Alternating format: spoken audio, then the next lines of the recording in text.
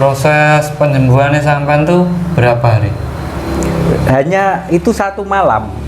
Berarti termasuk ajaib juga ya? 1 malam total, akhirnya paginya itu sehat sampai sekarang.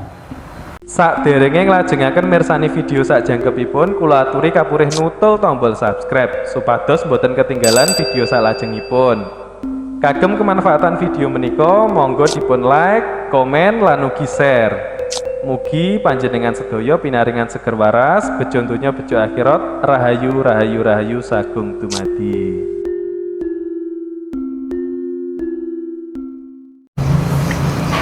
Salam rahayu buat semuanya, buat teman-teman semua. Kita masih bersama dengan Pak Basuki. Salam rahayu Pak Basuki.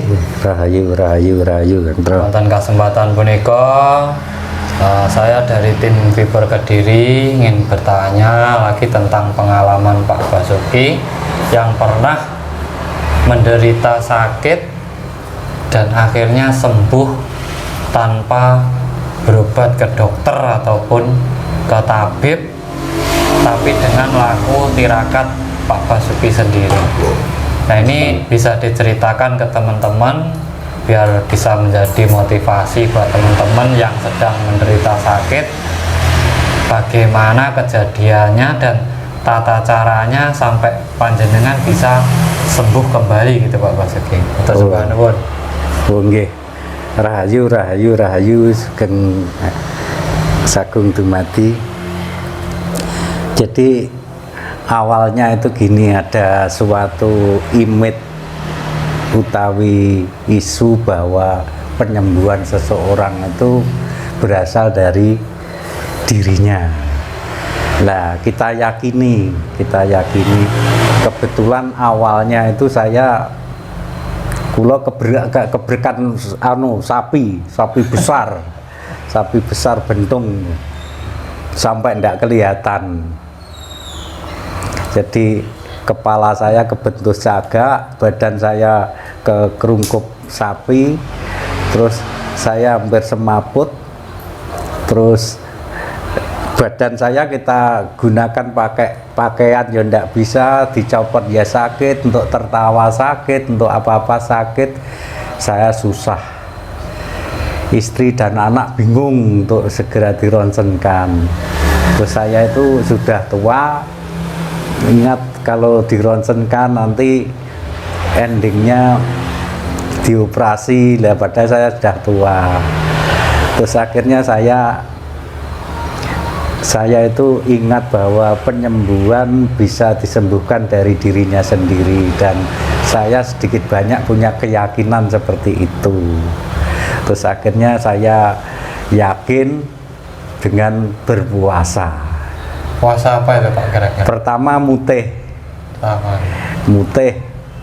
Lah setelah mutih itu ya ada sedikit-dikit agak penyembuhan, tapi kurang begitu signifikan. Akhirnya kita niati untuk puasa, ngelos, ndak makan, ndak minum. Selama berapa hari? Selama 3 hari, 3 malam itu ndak makan, ndak minum. Sebenarnya dalam hati saya itu bersumpah sampai seberapapun, sampai mati pun saya tekadkan gitu.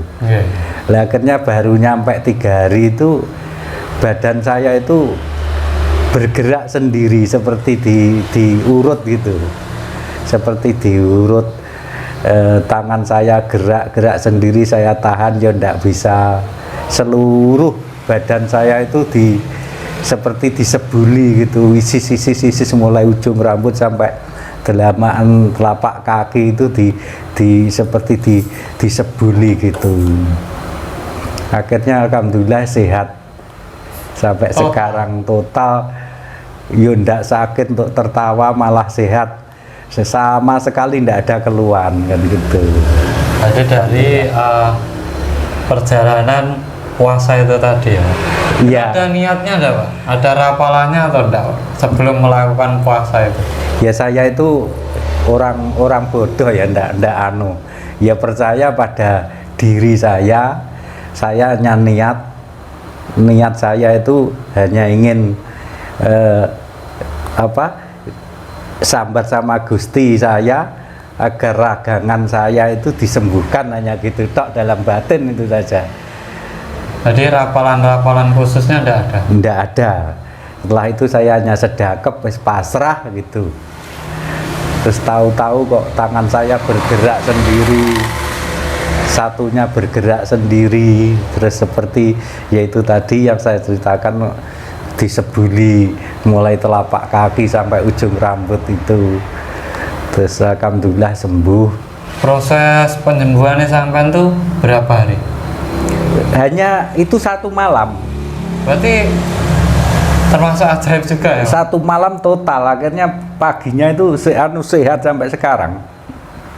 Ya ndak sampai ke rumah sakit, ndak sampai ronsen, ndak Memang saya itu bedado ada 2 pilihan. Saya kalau nuruti anak dan istri itu nanti pasti balung saya ada yang patah, terus nanti mesti dioperasi kan gitu. Dan pertimbangan lagi umur saya sudah tua, terus akhirnya saya pasrah.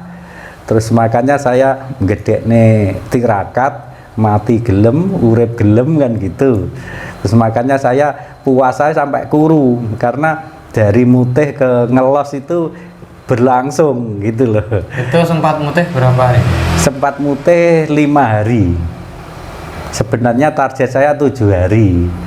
Baru 5 hari, tapi baru 5 hari saya oper langsung ngelos, ndak makan, ndak minum itu dan ndak tidur.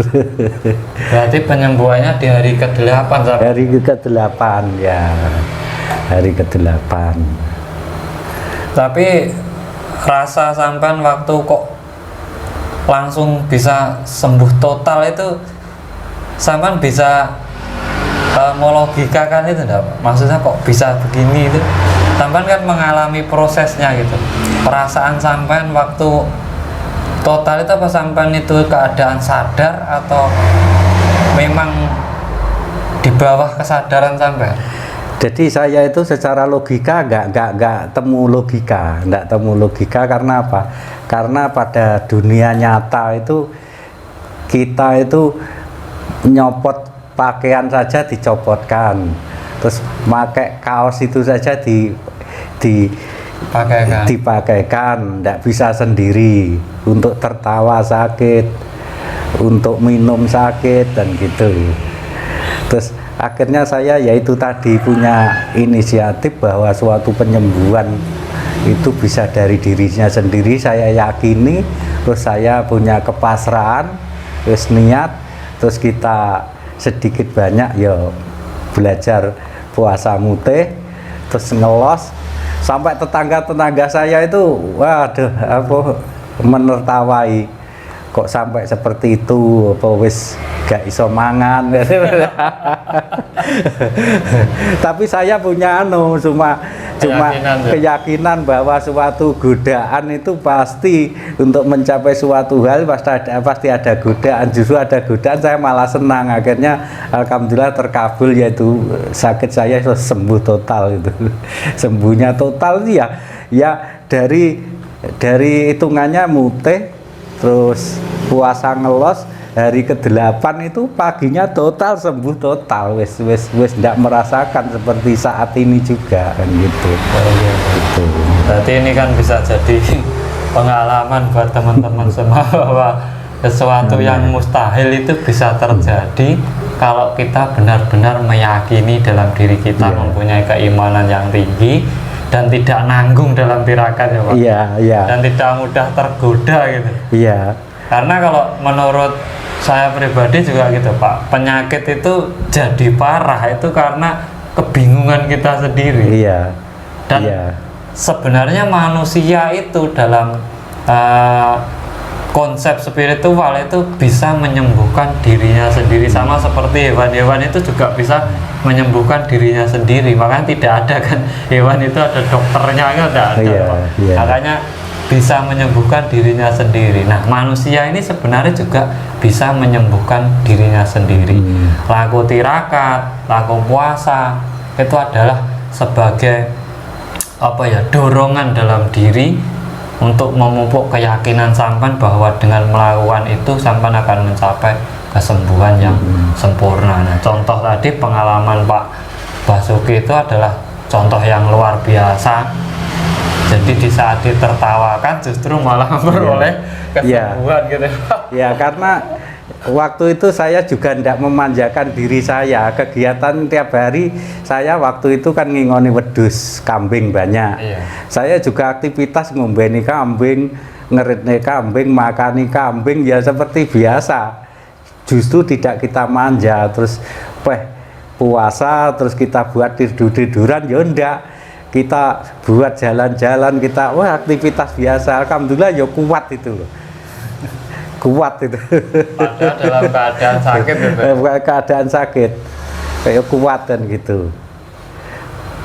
Makanya ini semoga bisa menjadi motivasi dari teman-teman semuanya bahwa jangan putus asa, jangan mudah menyerah di saat sampai diberi cobaan sakit ya Pak. Mungkin itu adalah salah satu ujian dalam hidup panjenengan untuk menilai seberapa kuat keimanan yang sampean miliki atau yang sampean ada dalam diri sampean, dan Tuhan memang selalu menunjukkan usaha seseorang apabila dia menjalankannya dengan serius gitu Pak, dengan sungguh-sungguh, dengan keyakinan yang tinggi bahwa tidak ada sesuatu yang mustahil bagi Tuhan.